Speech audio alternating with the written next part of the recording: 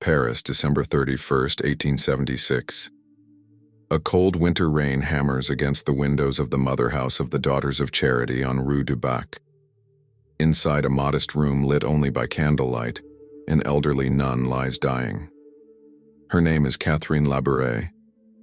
For 46 years she has lived in complete obscurity, washing dishes, tending the elderly, never seeking attention, never speaking of what she saw. But tonight, as her breath grows shallow and her heartbeat weakens, she does something she has never done before. She asks for Mother Superior Dufay's to come closer. The room falls silent. The other sisters step back. Catherine's lips move slowly, her voice barely a whisper. She speaks of a vision, not the famous ones from 1830 that gave the world the miraculous medal. No, this is something else. Something she was told to keep hidden until the very end. Mother Dufay leans in, her face pale. What she hears in those final moments makes her hands tremble. Catherine speaks of a time, far in the future, when the cross itself would be trampled, when priests would lose their way, when the very heart of the church would be infected with confusion and betrayal. She speaks of a world where truth would become invisible, where millions would worship false gods disguised as progress, and where the faithful would be so few they could barely recognize each other. And then Catherine says something that freezes the blood in Mother Dufay's veins. It will begin when they no longer believe in the real presence, when the holy sacrifice is mocked, when even those who wear the collar forget why they were ordained. Catherine Labouré dies that night. Her words are written down, sealed, and hidden away in the archives of the Rue du Bac chapel. For over a century, those pages gather dust. The church celebrates Catherine's visions of the miraculous medal, millions of conversions, countless miracles. But the third message, that one stays buried, until now. Because in 2025, every single thing Catherine warned about is unfolding before our eyes. And if you think this is just another forgotten prophecy from the past, I need you to pay very close attention. Because what happened in that room in 1876 wasn't just a deathbed confession, it was a countdown. And the alarm is ringing right now. If you want to understand how this prophecy involves your life, your future, and the world you're living in today, subscribe now and stay with me until the very end of this video, because what you're about to discover will change the way you see everything happening around you. Let's go back to the beginning. Catherine Labouré is 24 years old, a simple country girl from Burgundy, who joins the Daughters of Charity in Paris. She's assigned to the chapel on Rue du Bac, a place that will soon become one of the most sacred sites in all of Catholicism. On the night of July 18, 1830, something impossible happens. Catherine wakes up in her dormitory to the sound of a child's voice calling her name. She follows the voice down dark hallways, through locked doors that open by themselves until she reaches the chapel. There, bathed in light, the Virgin Mary is waiting for her. Mary doesn't appear as a distant, untouchable figure. She sits down. She invites Catherine to come closer, to rest her hands on Mary's knees. And for 2 hours, the Mother of God speaks to this unknown nun about the coming storm. She warns of revolutions, of the destruction of the church in France, of violence and bloodshed. And then she says something Catherine will never forget. The times are very evil. Sorrows will befall France. The whole world will be plunged into misery. But Mary doesn't leave Catherine in despair. She gives her a mission, a medal, a sacramental object that will protect those who wear it with faith. On one side, Mary stands on a serpent, rays of light pouring from her hands. On the other, the letter M intertwined with a cross, surrounded by 12 stars and 2 hearts. One crowned with thorns, the other pierced by a sword. The miraculous medal. Within months, the medal spreads across Europe. Miracles explode, healings, conversions. Atheists fall to their knees. Protestants return to the church. A Jewish banker named Alphonse Ratisbonne, a man who mocked Catholicism his entire life, sees the Virgin Mary in a Roman church while wearing the medal, and converts on the spot. The world takes notice. The church investigates. Everything checks out. Catherine's visions are declared authentic. But here's the part almost no one talks about. The miraculous medal was only the beginning. Mary appeared to Catherine multiple times between 1830 and 1831, and during those appearances she revealed 3 messages. The first 2 were made public. The third, Catherine took it to her grave. Or so everyone thought. Because decades later, after Catherine's death, her confessor and Mother Superior began piecing together fragments of what she had whispered in those final moments, and what they found was terrifying. Catherine had seen a vision of the future, a vision of the church in ruins, not physical ruins, spiritual ones. She described a time when the altars would still stand, but the faith behind them would be hollow. When masses would still be said, but the belief in the Eucharist would vanish. When the clergy would still wear their vestments, but they would no longer believe in the words they were speaking. She saw churches full of people who no longer prayed, priests who no longer believed, bishops who cared more about the approval of the world than the approval of God. And she saw something else, something that seemed impossible in the 19th century but makes perfect sense today. She saw the faithful being scattered, confused, unsure of who to trust. She saw them searching for truth in a church that had lost its own voice. Now here's the part that should make your skin crawl. When Catherine described this vision, she wasn't talking about some distant apocalypse. She was describing a specific moment in history, a turning point, a time when everything would come to a head, and multiple scholars who have studied the hidden writings of Catherine Labouré believe that moment is now. Why?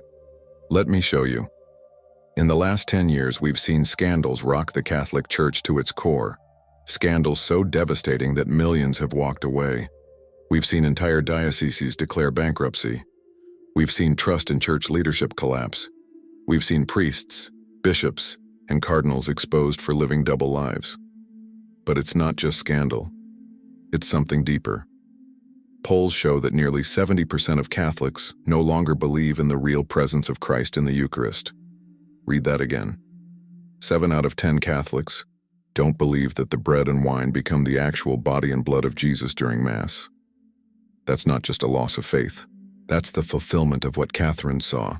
The holy sacrifice forgotten, the cross trampled, the truth invisible. And it's not just Catholics. Across the Western world, Christianity itself is collapsing. Churches are closing, seminaries are empty. The fastest growing religious group in America? Nones. People with no religious affiliation at all. In 2025, we are living in the exact spiritual wasteland Catherine Labouré warned about in 1876. But here's what most people miss. Catherine didn't just predict the crisis, she predicted the remedy. Because when Mary gave her the miraculous medal, she gave her a weapon. Not a weapon of violence, a weapon of grace. A sacramental that would protect the faithful during the darkest days. And in those final moments before Catherine died, she made one thing very clear. The medal will save those who wear it, but only if they believe. That's the key. Belief. Not superstition, not magic. Belief.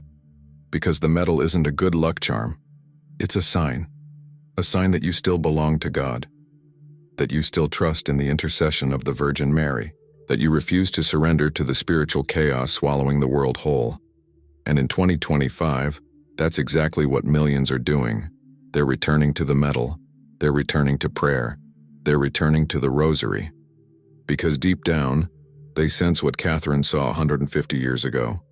The storm is here, and we need heaven's protection. But there's something else, something even more unsettling. Because Catherine's prophecy didn't end with a warning, it ended with a promise. A promise that after the chaos, after the confusion, after the cross is trampled and the faith is nearly extinguished, something would happen, something that would shock the entire world.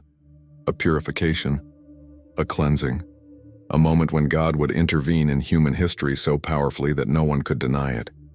Catherine called it the triumph. But before that triumph comes, there would be suffering. And not just any suffering. A suffering so intense, so widespread, that only those who clung to prayer would survive it spiritually intact. Now, I need you to ask yourself a question. Do you see it happening? Do you see the world unraveling? Do you see the faith being attacked from within? Do you see the confusion, the division, the loss of truth? Because if you do, if even part of you recognizes what Catherine saw, then you need to understand something very important. This isn't a coincidence, this isn't random, this is prophetic. And the reason her message was hidden for so long is because it was meant for us, for this generation, for this moment. Because in 1830, no one would have believed her. How could they? The church was strong. Vocations were abundant. The faith was everywhere. But in 2025, now we understand. Now we see it with our own eyes. So the question isn't whether Catherine's prophecy is true. The question is, what are you going to do about it? Because the same Virgin Mary who appeared to Catherine, who warned her, who protected her, who gave her a mission, is still watching over us today, and she's still offering the same protection. The miraculous medal isn't just a relic from the past, it's a lifeline for the present. And if you're feeling that pull, that sense that something is deeply wrong in the world and in the church, then maybe, just maybe, that's the Holy Spirit telling you to pay attention. Because Catherine Labouré wasn't just a mystic, she was a messenger, and her message is more urgent now than ever before. So here's what I need you to do. Stay with me, because in the next chapter, we're going to examine the proof, the documented miracles, the historical evidence, the scientific investigations that confirmed Catherine's visions were real. And once you see the evidence, once you understand that this isn't folklore, but verified supernatural intervention, you'll realize why the church has been so careful, so cautious, so deliberate in revealing the full truth. Because what Catherine saw wasn't just about the 1800s, it was about the end game. The final battle between good and evil, between truth and lies, between faith and apostasy. And we're living in it right now. April 21st, 1933. 57 years after Catherine Labouré death, church officials make a decision that will shock the world. They're going to exhume her body.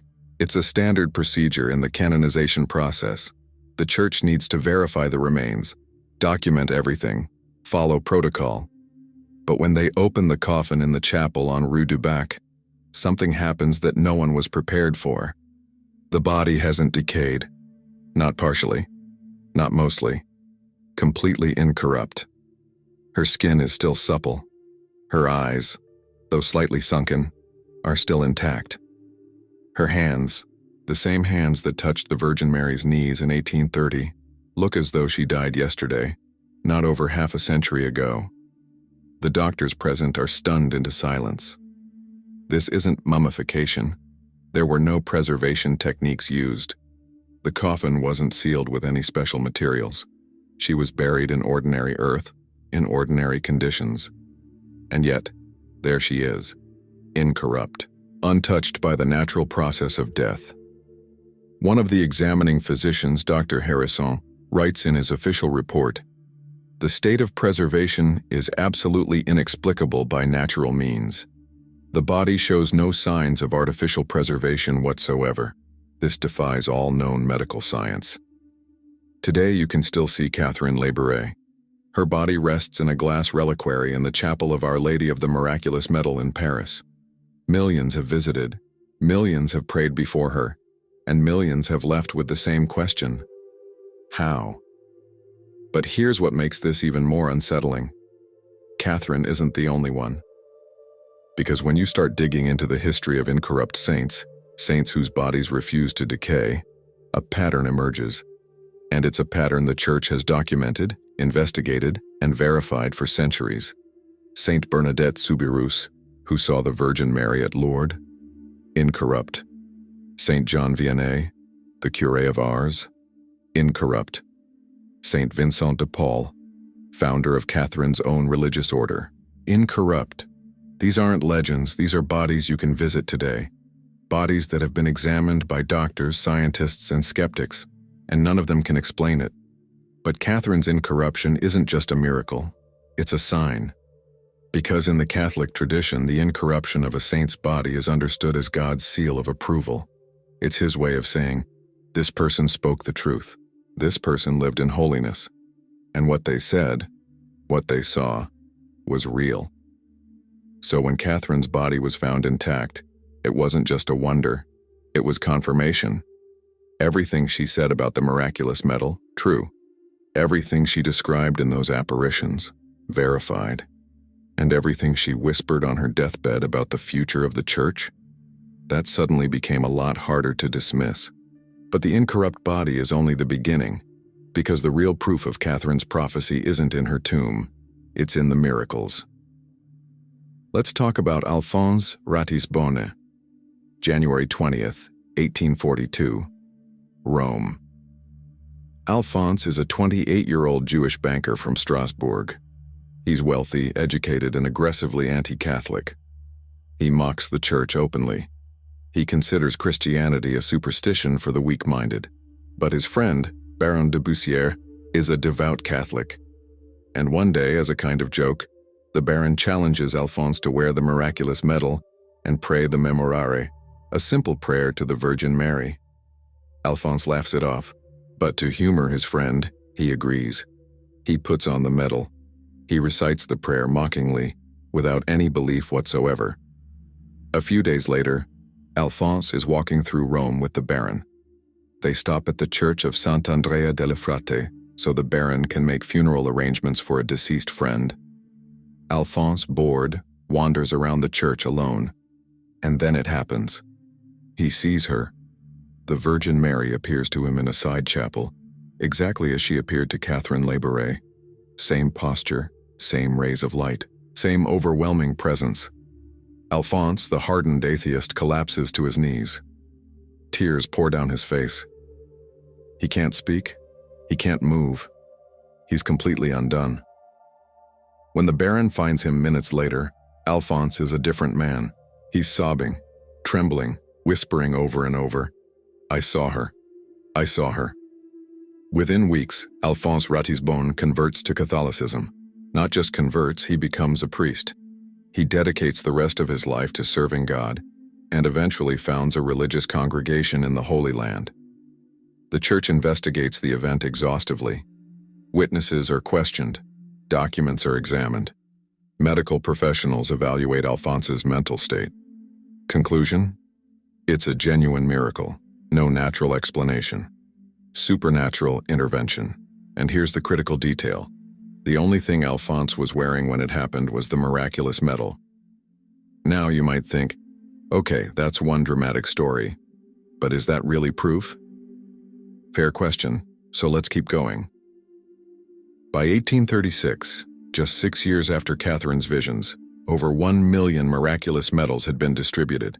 By 1842, over 10 million, and with them came an avalanche of documented miracles, healings of terminal illnesses, conversions of hardened sinners, protection from accidents, fires, and epidemics. In one case, a woman in Paris was dying of cholera during the 1832 outbreak. A daughter of charity placed the miraculous medal on her chest. Within hours, she was completely healed. The doctors had no explanation. In another case, a soldier in the Franco-Prussian War was shot through the chest. The bullet should have killed him instantly. But when medics examined him, they found the bullet had struck the miraculous medal he was wearing, and stopped. The medal was dented, but the man was alive. These aren't folklore, these are sworn testimonies, documented, investigated, verified, and the church didn't just accept them blindly. They did what the church always does. They investigated with ruthless skepticism. In 1836, the Archbishop of Paris, Monseigneur de Quélen, launched a formal inquiry into Catherine's visions. He assembled a team of theologians, historians, and medical experts. They interviewed witnesses. They examined the miraculous medal's design. They studied the timeline of events. And after months of investigation, the Archbishop issued his verdict. The apparitions bear the characteristics of divine origin. The medal may be distributed. The faithful may venerate it. That's not a casual endorsement. That's the church staking its credibility on the authenticity of what Catherine Labouré saw. But here's where the story takes a darker turn. Because while the miraculous medal was spreading across the world, Catherine herself remained completely hidden. She never sought fame. She never gave interviews.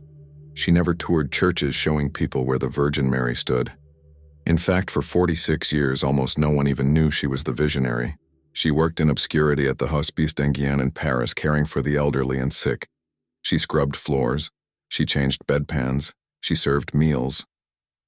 When visitors came to the chapel on Rue du Bac to pray where the Virgin Mary appeared, Catherine would be in the back, washing dishes, invisible, forgotten.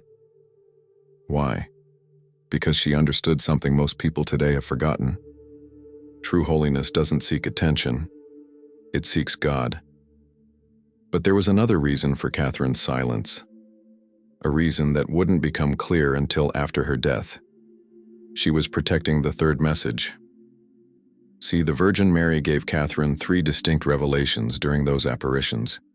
The first was about France, the violence, the revolutions, the bloodshed that was coming, and it all happened exactly as predicted.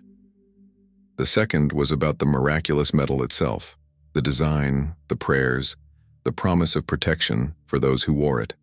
Again, fulfilled to the letter. But the third message? That one was different. Mary told Catherine to keep it hidden, not forever, but until the right time, until the world was ready to hear it. And Catherine obeyed. For 46 years, she said nothing. But in 1876, as death approached, she realized the time had come. The world was beginning to shift. The forces Mary had warned her about were starting to move. So she spoke, and what she revealed in those final moments shook everyone who heard it. Because Catherine didn't just see the collapse of faith in the abstract. She saw it in specific, devastating detail. She described a vision of the church where the priests no longer believed in the Eucharist, where bishops cared more about worldly power than eternal truth, where the faithful would be so confused, so divided, so scattered, that they wouldn't know who to trust. She saw churches full of people who attended Mass out of habit, not devotion. She saw seminaries full of men who became priests for prestige, not for God. She saw the holy sacrifice of the Mass treated as a social gathering instead of a sacred mystery. And here's the part that made Mother Superior Dufay's hands tremble as she wrote it down.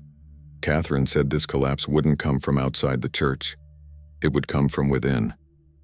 The enemy is inside the sanctuary, she whispered. And only those who cling to the medal, to the rosary, to prayer will survive what is coming.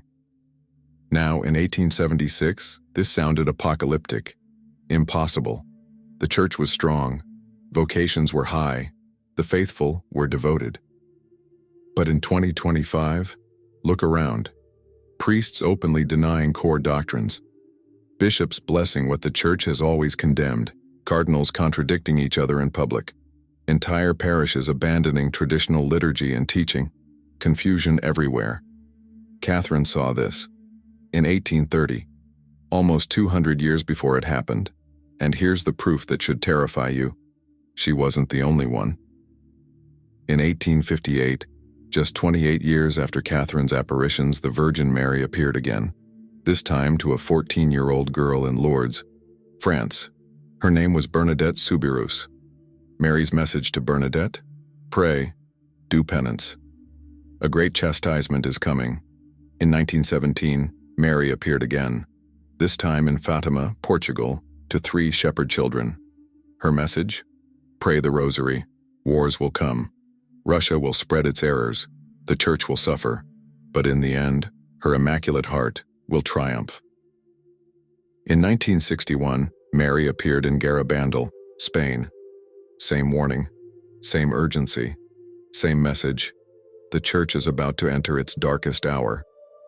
In 1973, Mary appeared in Akita, Japan, to Sister Agnes Sasagawa, and this time the message was explicit. The work of the devil will infiltrate even into the church in such a way that one will see cardinals opposing cardinals, bishops against bishops. Priests who venerate me will be scorned and opposed by their confreres. Do you see the pattern? Every major approved Marian apparition over the last 200 years has warned about the same thing: a crisis in the church, a loss of faith, a time of confusion and betrayal from within. And it all started with Catherine Labouré in 1830. She was the first. But here's the twist. She wasn't just warning about the crisis. She was giving us the solution. The miraculous medal, the rosary, prayer, the sacraments. These aren't just pious practices, they're spiritual weapons, and in 2025, they're more powerful than ever. Because while the world is collapsing into chaos, while the church is hemorrhaging members, while faith is becoming a joke in popular culture, there's a remnant, a small faithful group who refuse to surrender. They wear the medal, they pray the rosary, they attend Mass, they believe, and they're the ones Catherine saw, the ones Mary promised to protect. So here's the question you need to ask yourself. Are you one of them? Because the evidence is undeniable. Catherine's body, incorrupt. Her prophecies fulfilled. The miracles, documented. This isn't superstition. This isn't folklore. This is verified, investigated, supernatural reality. And if God went to this much trouble to warn us, if he sent the Virgin Mary to a hidden nun in Paris, if he preserved her body as proof, if he worked countless miracles to confirm her message, then maybe, just maybe, we should be paying attention. Because in the next chapter, we're going to connect the dots. We're going to show you how Catherine's prophecy links with every other major warning from heaven. And we're going to reveal the timeline, the signs that point to 2025 as the culmination of everything she saw. If you're feeling that chill down your spine, if something inside you is saying, "This is real," then subscribe now. Because the most shocking part of this story is still ahead. And trust me, you don't want to miss what's coming next. There's a document locked in the Vatican's secret archives that almost no one talks about. It's a letter written in 1917 by Sister Lucia dos Santos, the eldest of the 3 children who saw the Virgin Mary at Fatima. The letter was addressed to Pope Pius XIII, and in it, Sister Lucia makes a statement that has puzzled theologians for over a century. The Blessed Mother told me that the warnings she gave at Fatima were not new. They were a continuation of what she had already revealed in France. France, 1830, Catherine Labouré. Sister Lucia knew. She understood that Fatima wasn't an isolated event. It was part of a sequence, a chain of warnings stretching across time, all pointing toward the same catastrophic moment in church history. And now, in 2025, that moment has arrived. But before we can understand why this year matters, why everything is converging now, we need to see the full picture. We need to connect the prophecies. Because when you lay them side by side, when you compare the messages, the timelines, the warnings, something undeniable emerges. They're all describing the same crisis. And Catherine Labouré saw it first. Let's start with the timeline. 1830, Paris, France. Catherine Labouré. The Virgin Mary appears and warns of a coming spiritual collapse. She describes a time when faith will be attacked from within the church itself, when the clergy will lose their way, when the faithful will be scattered and confused. She gives Catherine the miraculous medal as protection and tells her to prepare for a great trial. 1846, La Salette, France. Mélanie Calvat and Maximin Giraud. 2 shepherd children see the Virgin Mary weeping. She tells them, Rome will lose the faith and become the seat of the Antichrist. The church will be in eclipse. The world will be in dismay. Rome will lose the faith. Let that sink in. Not Paris, not London, not some distant pagan land. Rome, the heart of the Catholic Church. And Mary doesn't just say there will be problems in Rome. She says Rome will lose the faith. The very center of Christianity will become a place of spiritual darkness. In 1846, this seemed impossible, absurd. The papacy was strong. The Vatican was respected worldwide. How could Rome, the eternal city, lose the faith? But in 2025, when cardinals publicly contradict church teaching, when Vatican officials endorse ideologies that contradict Scripture, when confusion flows from the top down instead of clarity, now it makes perfect sense. 1858, Lourdes, France, Bernadette Soubirous. Mary appears again. This time, her message is simpler but just as urgent. Pray. Do penance. Pray for the conversion of sinners. Why the urgency? Because Bernadette is seeing the same thing Catherine saw, a vision of the world turning away from God. a vision of souls falling into hell like snowflakes because no one is praying for them.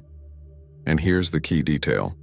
When Bernadette asks the Virgin Mary who she is, Mary responds with a title that shakes the entire church. I am the Immaculate Conception. This isn't just a name. It's a dogma, a theological statement. And here's what makes it stunning. The dogma of the Immaculate Conception had only been officially defined by the Church 4 years earlier, in 1854. Bernadette, a poor, illiterate girl who barely knew her catechism, would have had no way of knowing this term, no way of understanding its theological significance. But Mary used it anyway. Why? Because she was confirming something. She was saying, I am who the Church says I am. What the Church teaches is true. Hold on to that truth because a time is coming when even that will be questioned. 1917. Fatima, Portugal. Lucia, Francisco, and Jacinta. Now we reach the apparition that everyone knows. 3 shepherd children, 6 apparitions, and 3 secrets that would change the course of history. The first secret, a terrifying vision of hell.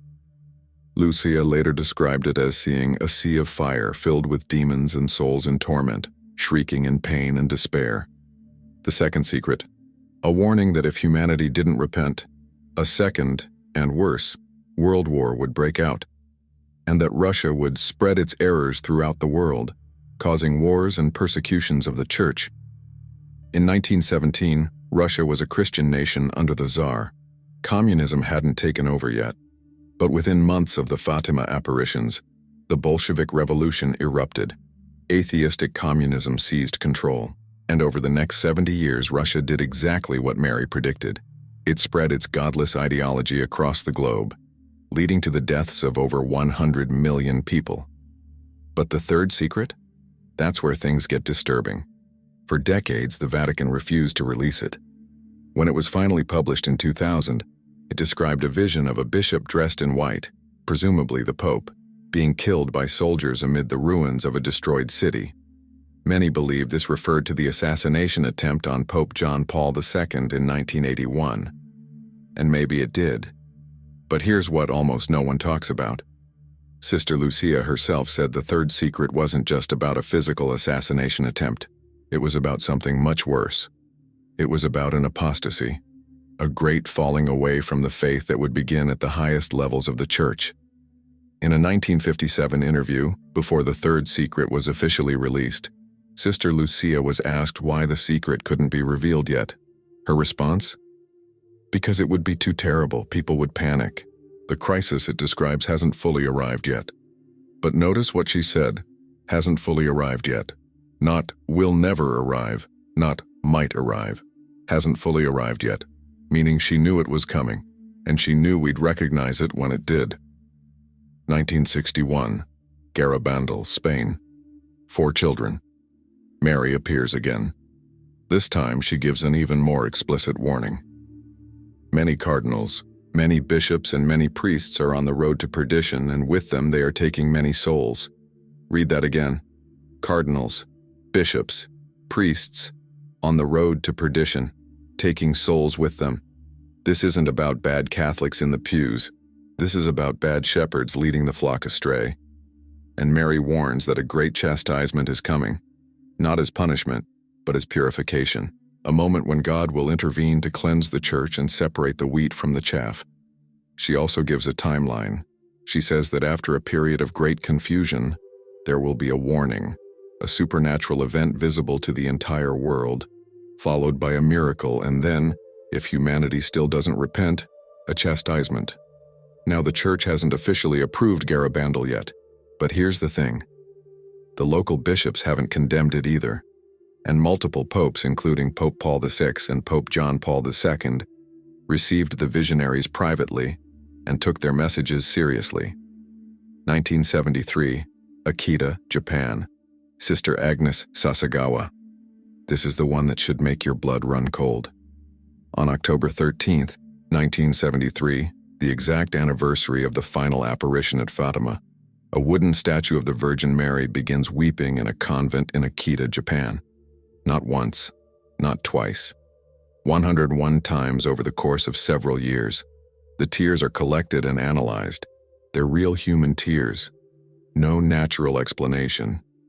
And while the statue weeps, Sister Agnes, a deaf nun, begins receiving messages from the Virgin Mary. The third message, given on October 13, 1973, is the most chilling. The work of the devil will infiltrate even into the church in such a way that one will see cardinals opposing cardinals, bishops against bishops. Priests who venerate me will be scorned and opposed by their confreres. Churches and altars will be sacked. The church will be full of those who accept compromises, and the demon will press many priests and consecrated souls to leave the service of the Lord. And then Mary says this: the demon will be especially implacable against souls consecrated to God. The thought of the loss of so many souls is the cause of my sadness. If sins increase in number and gravity, there will no longer be pardon for them. Stop. Read that last line again. If sins increase in number and gravity, there will no longer be pardon for them. That's not a metaphor. That's a warning, a point of no return. And here's the terrifying part. The Bishop of Akita, after a thorough investigation, officially approved the apparitions. The Vatican reviewed it. Cardinal Joseph Ratzinger, later Pope Benedict XVI, read the messages and said publicly, "The message of Akita is essentially the same as the message of Fatima. The same message, the same warning, the same crisis. And it all goes back to Catherine Labouré in 1830. So now, let's connect the dots. 1830. Catherine sees the spiritual collapse of the Church. 1846. La Salette warns that Rome will lose the faith. 1858. Lourdes calls for penance and prayer before it's too late. 1917. Fatima predicts wars, persecutions, and a crisis in the Church. 1961.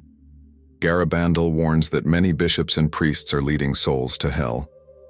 1973. Akita describes cardinals opposing cardinals, priests abandoning their vocations, and the Church infiltrated by the devil. Do you see it?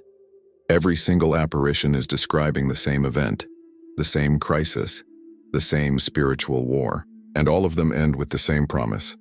After the darkness, there will be light. After the chastisement, there will be peace. After the Church is purified, the Immaculate Heart of Mary will triumph. But we have to go through the fire first. Now here's where 2025 comes in. Over the last 5 years, we've seen an explosion of signs. Signs that match exactly what these prophecies described. In 2020, churches were closed worldwide for the first time in history.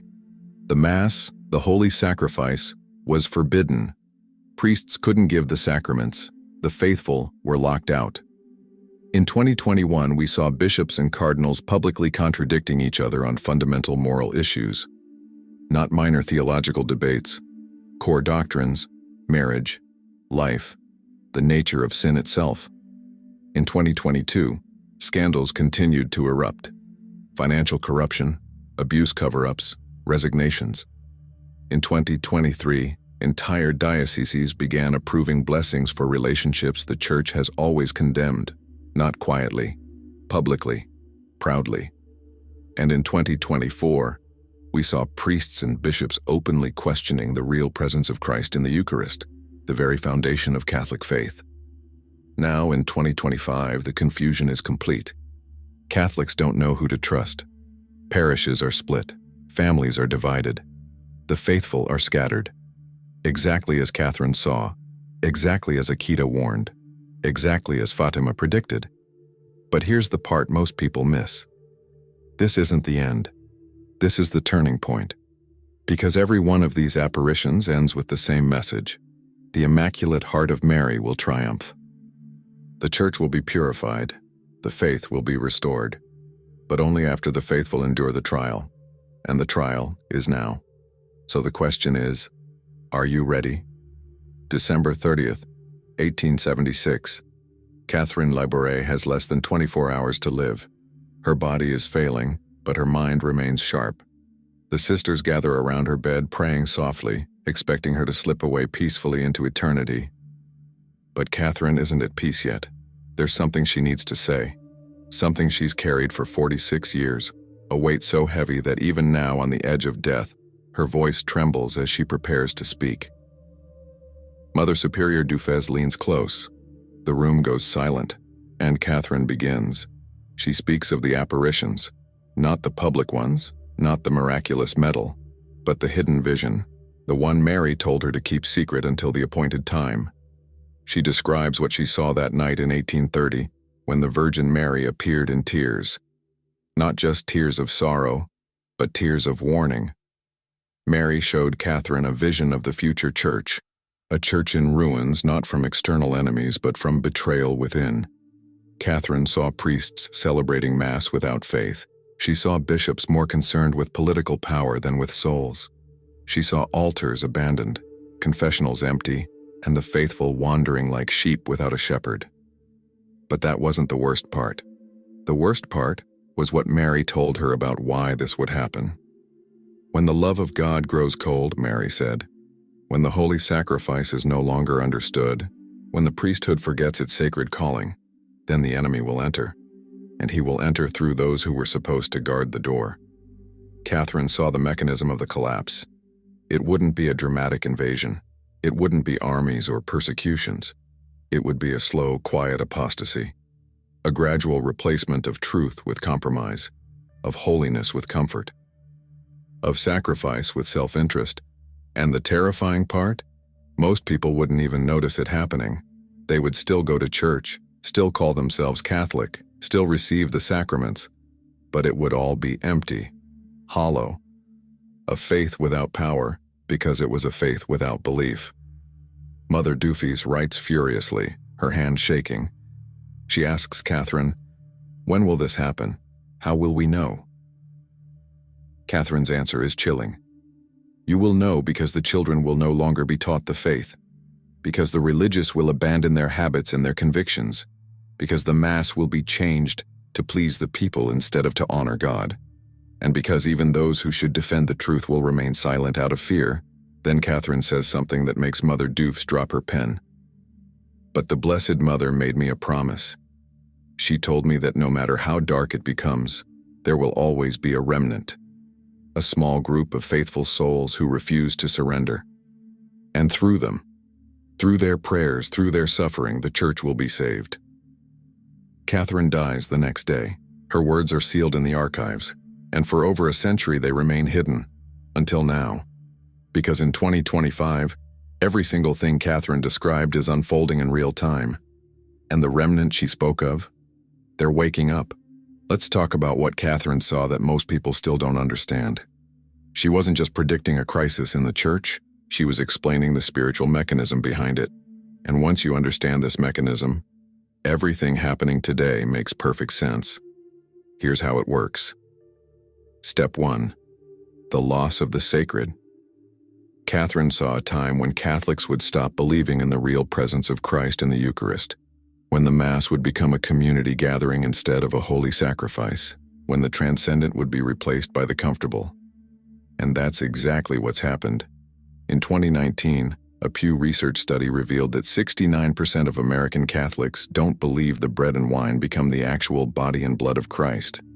They think it's symbolic, metaphorical, a nice ritual but not a miracle. Think about that. 7 out of 10 Catholics don't believe in the central mystery of their own faith. How did this happen? Because for decades the sacred was slowly stripped away. Altar rails were removed, Latin was abandoned, tabernacles were moved to the side. Reverence was replaced with casualness, and once the sacred disappeared, belief followed. Catherine saw this in 1830. She warned that when the Mass lost its sense of mystery, when it became ordinary, people would stop believing. And she was right. Step 2. The compromise of truth. Catherine saw bishops and priests who would prioritize the approval of the world over the approval of God, who would soften doctrine to avoid offending people, who would preach a gospel of affirmation instead of conversion. Sound familiar? In 2025, we have cardinals publicly blessing same-sex unions. We have bishops allowing divorced and remarried Catholics to receive communion without annulment. We have priests preaching homilies that never mention sin, repentance, or hell. Just love, acceptance, and tolerance. Now don't misunderstand. The Church absolutely teaches love and mercy. Christ came for sinners, not for the righteous. But true mercy calls people to conversion, not to stay in their sins. When you remove the call to repentance, you don't get mercy. You get enablement. And that's what Catherine saw. A church that would gradually stop calling people to holiness because it was afraid of being called judgmental. Step 3. The confusion of the faithful. This is where it gets truly diabolical. Catherine saw that once the clergy compromised, the faithful would become confused. They wouldn't know what to believe anymore. Because if bishops contradict each other, if priests teach opposing doctrines, if the Vatican itself seems divided, then how is an ordinary Catholic supposed to know the truth? And here's the genius of the enemy's strategy. He doesn't need to destroy the church from the outside. He just needs to create enough confusion on the inside that people give up trying to understand. In 2025, that confusion is everywhere. Can divorced and remarried Catholics receive communion? Depends on which bishop you ask. Are same-sex unions compatible with Catholic teaching? Some priests say yes, some say no. Is the Latin Mass valid? The Vatican says yes, but some bishops have tried to ban it. What about gender ideology? Some Catholic schools are teaching it, some are condemning it. The confusion is so total, so overwhelming, that millions of Catholics have simply checked out. They've stopped trying to understand doctrine. They've stopped going to confession. They've stopped attending Mass. Why? Because if the Church itself doesn't seem sure what it believes, why should they? This is exactly what Catherine saw, and it's exactly what the Virgin Mary warned her about. But here's the part that should give you hope. Because Catherine didn't just see the crisis, she saw the solution. And the solution is simpler than you think. When Mother Superior Dufez asked Catherine what the faithful should do during this time of darkness, Catherine's answer was immediate. Hold fast to the medal, pray the rosary, go to Mass, go to confession, and trust that the Blessed Mother is guarding those who remain faithful. That's it. No complicated strategies, no political movements, no campaigns to reform the hierarchy. Just simple, childlike faith. The kind of faith that trusts God even when everything seems lost. Because here's the secret Catherine understood. The Church isn't saved by programs or committees, it's saved by saints, and saints are made through suffering, prayer, and fidelity. Now let's connect this to the other prophecies. Remember Fatima. Sister Lucia said the third secret was about an apostasy in the Church. Well, Catherine saw that apostasy in detail. She saw how it would happen, why it would happen, and what the faithful needed to do to survive it. Remember La Salette? Mary warned that Rome would lose the faith. Catherine saw what that loss of faith would look like, not a dramatic rejection of Christianity, but a slow hollowing out of belief from within. Remember Akita? Mary warned that cardinals would oppose cardinals, bishops against bishops. Catherine saw the mechanism. Once truth is compromised at the top, division is inevitable. All of these apparitions are describing the same event, and Catherine was the first to see it. But here's the twist. Catherine also saw what comes after. In those final moments before her death, Catherine told Mother Dufez something that didn't make it into most historical accounts, something that was considered too explosive, too dangerous, to be widely circulated. She said that the Virgin Mary promised her that after the Church had been purified by fire, after the unfaithful clergy had been removed, after the confusion had reached its peak, after the remnant had been tested to the breaking point, something miraculous would happen. A great sign, a divine intervention, an event so powerful, so undeniable, that the entire world would recognize the hand of God. Catherine called it the triumph of the Immaculate Heart. She said it would come suddenly, without warning, in a moment when all seemed lost, and when it came, the Church would be restored, not to what it was before, but to what it was always meant to be. A church of saints, a church of martyrs, a church worthy of Christ. But here's the condition. The faithful must endure until that moment arrives. They must keep praying, keep believing, keep going to Mass even when the homilies are weak. Keep going to confession even when it feels like no one else is. Keep wearing the miraculous medal even when the world mocks them for it. Because the remnant Catherine saw, the faithful few who refuse to surrender, they are the ones who will witness the triumph. So let's bring this into 2025. Why is this year different? Why does it feel like everything is coming to a head? Because we've reached the tipping point Catherine described. The loss of the sacred, complete. Most Catholics don't believe in the real presence. The compromise of truth, fully normalized. Bishops openly contradicting church teaching. The confusion of the faithful, total chaos. No one knows what the church actually believes anymore. We're not approaching the crisis Catherine warned about. We're in it. But here's what most people miss. The crisis isn't the end. It's the prelude to the triumph. Think about it. Every major intervention by God in history has followed the same pattern. Israel in slavery in Egypt, then the Exodus. The Jewish people in Babylonian exile, then the return and rebuilding of the temple. The early church under Roman persecution, then Constantine's conversion and Christianity becoming the dominant faith of the West. God doesn't intervene to prevent suffering. He intervenes after the suffering has purified his people. And that's where we are now. The purification. The unfaithful are falling away. The lukewarm are leaving. The scandals are exposing the corruption. And what's left? The remnant.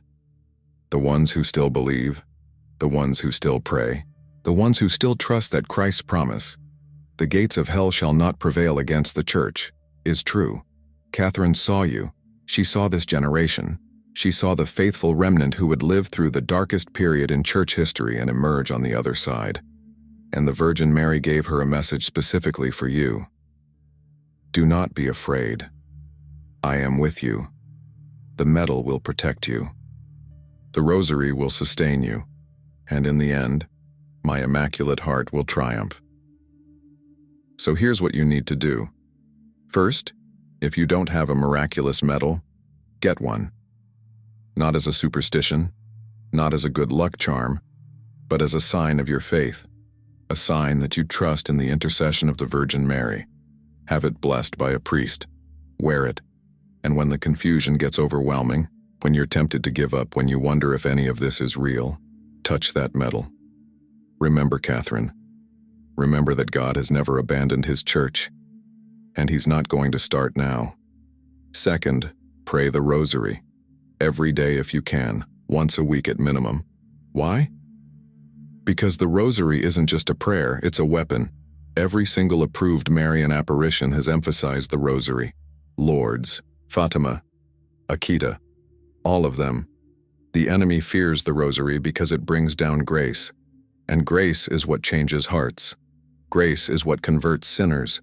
Grace is what sustains the faithful in the darkest times. Third, go to Mass. Even if the homily is bad, even if the music is terrible, even if you feel like you're the only one there who actually believes. Because the Mass isn't about the priest, it's about Christ. And when you receive the Eucharist, when you receive the body and blood of Jesus, you're receiving everything you need to endure whatever comes next. Fourth, go to confession, regularly, monthly if possible. Why? Because the spiritual battle ahead is real, and you can't fight with unrepented sin weighing you down. Confession cleanses you, strengthens you, prepares you, and finally share this message. Not in a preachy way, not in a judgmental way, but simply by living differently. Let people see that you have peace in the middle of chaos. Let them see that you have hope when everyone else is despairing. Let them see that your faith isn't just a tradition, it's alive. Because that's what the remnant does. They don't argue people into belief. They attract them by the way they live. Catherine Labouré spent 46 years in obscurity. She scrubbed floors. She served the sick.